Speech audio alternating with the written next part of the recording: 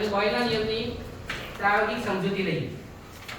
તો બોયલનો નિયમ કેટલાને યાદ છે? બોયલનો નિયમ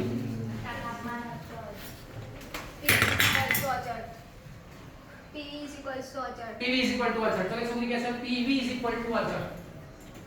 આ છે બોયલનો નિયમ. આનો મીનિંગ શું થયો? PV is equal to અચળ. યસ. દબાણ તેના કદના. તો આને લખવો તો આપણે આમ લખીએ P ચલે છે 1/v. હજુ આની અંદર સેન્ટેન્સ હજુ ખૂટે છે. પણ બોલો તાપમાન અચળ. અહીંયા આગળ છે T is equal to અચળ. T is equal to અચળ. હજુ આમાં ખૂટે છે કે કોના માટે નિયમ સાચો? તાપમાન અચળ રાખી દબાણમાં વધારો થાય. નિયમ કોના માટે છે? વાયુ માટે. કોનો નિયમ છે? વાયુ. કયો વાયુ? આદર્શ વાયુ. આદર્શ વાયુ ની બે પૂર્વધારણા. આદર્શ વાયુની બે પૂર્વધારણા યાદ રાખજો. આદર્શ વાયુ કેવો હોય? પૂરતી ઓછી ઘનતાવાળો હોય અને નિશ્ચિત જથ્થાનો. પૂરતી ઓછી ઘનતાવાળો નિશ્ચિત જથ્થાનો વાયુ. એવા વાયુ માટે જો આપણે T ને અચળ રાખીએ, શું કરીએ? T ને અચળ રાખીએ તો દબાણ V એના કદ વિના વ્યસ્ત પ્રમાણમાં હોય છે. આ નિયમ શું સમજાવે છે? તો જો P વધે તો V ઘટે અને P ઘટે તો V વધે. હવે આ જે છે ને એ અગત્યનો નિયમ છે. આવા ત્રણ નિયમો છે. પેલો બોયલનો નિયમ, બીજો ચાર્લ્સનો નિયમ, ત્રીજો ગેલિલિયો નિયમ. એ ત્રણ નિયમો છે, એ ત્રણેય એક પ્રમાણમાં આવે છે. તો આ થિયોરેટિકલ વાત છે. આની કોઈ સાબિતી ખરી? તો એની સાબિતી મેળવવા માટે આપણે આ એક પ્રયોગ કરીએ. અત્યારે તમે જોઈ શકો છો કે બોટલની અંદર અહીં એક બલૂન ફુગ્ગો ભરેલો છે અને ફુગ્ગો ચોક્કસ કદમાં છે. તો તે દેખાય છે ફૂલેલો ફુગ્ગો છે. હવે આ એક પ્રશ્ન છે કે આ બોટલની અંદર ફુગ્ગાને એન્ટર કેમ ના કરો? કે તમે ઘરે જઈને ટ્રાય કરજો. તમે જ્યારે બોટલની અંદર ફુગ્ગો મૂકીને ફૂલાવા જશો ને, ફુગ્ગો કોઈ દિવસ ફૂલશે નહીં. એના પાછળ કેટલાક નિયમો છે. એ નિયમો આપણે પછી સમજીશું. ફુગ્ગો અંદર છે, હવા ભરેલી છે, ફુગ્ગાએ નિશ્ચિત કદ રોકેલું છે. તો પેલો ભાઈ આગળ હવા બોલી જો આપણે એની સાબિતી આપીએ છીએ.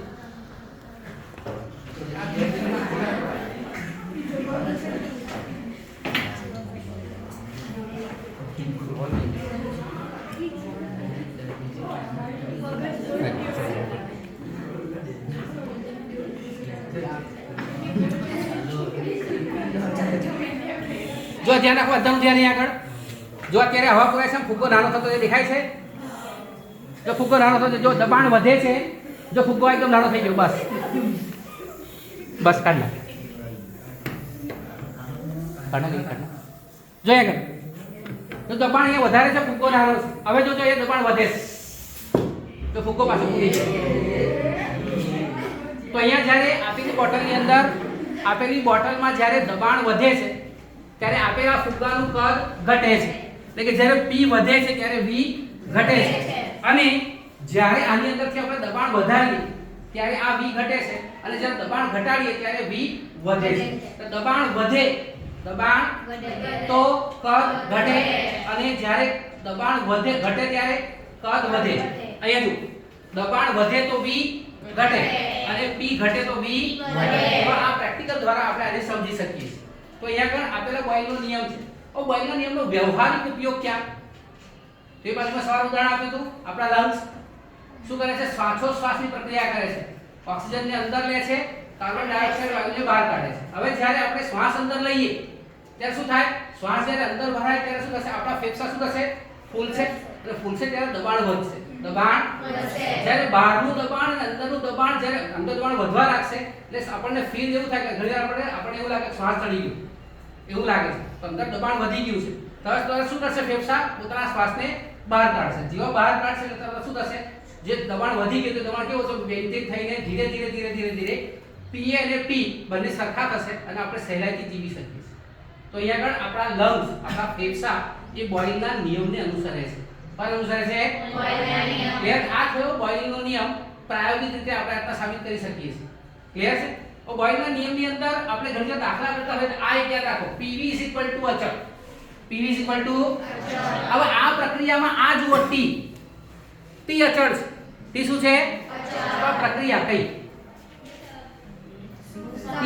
સમતાપી. કઈ પ્રક્રિયા? સમતાપી. આપેલી આ પ્રક્રિયા સમતાપી છે.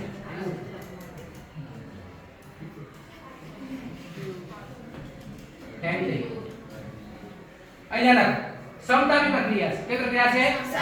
આપેલી પ્રક્રિયા સમતાપી પ્રક્રિયા હોય તો સમતાપી પ્રક્રિયા હોય તો જો આખી પ્રક્રિયા દરમિયાન તાપમાનમાં ફેરફાર ના આવતો હોય આવી પરિસ્થિતિમાં ઘણા બધા યંત્રો કામ કરે છે. તો ઘણી બધી મશીનરી પણ તમે જો બોઈલર કંપનીમાં આવતા પેલા બોઈલરો છે એ બોઈલર શું હીટ કરવામાં આવે. હીટ કરીએ ત્યારે શું ધીરે ધીરે બાષ્પનું દબાણ વધે અને બહાર એ હવાનો ઉપયોગ કરીને એ લોકો ટર્બાઇન ચલાવતા હોય છે. તો આ નિયમ બધે જ કામ લાગે છે. ક્લિયર થઈ ગઈ?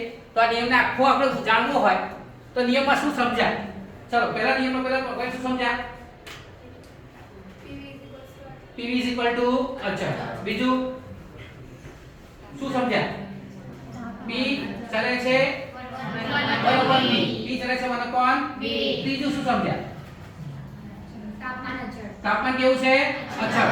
આગળ P વધે તો P વધે તો V ઘટે. What is V? કદ. તો દબાણ અને કદ વચ્ચે કયો સંબંધ? યસ સંબંધ. P અને V એકબીજાના ક્યારે? તાપમાન કોના માટે? આદર્શ નિશ્ચિત પરિસ્થિતિમાં. તો અહીંયા જો અંદર ગેસ અંદર શું છે? આ ગેસ. આપણે સહેલાઈથી આ સામાન્ય પ્રયોગ દ્વારા એક અત્યારે તો અમને મેજિક લાગે છે. શું લાગે?